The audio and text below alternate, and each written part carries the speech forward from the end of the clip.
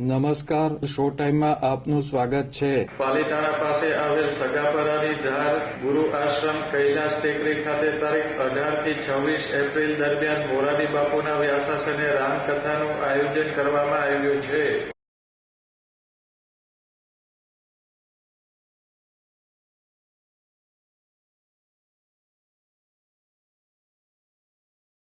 આશ્રમના મહંત લાલગીરી બાપુ અને વિજયગીરી બાપુના માર્ગદર્શન હેઠળ સેવક પરિવાર દ્વારા રામકથાના આયોજનની તૈયારીઓ શરૂ કરી દેવામાં આવી છે।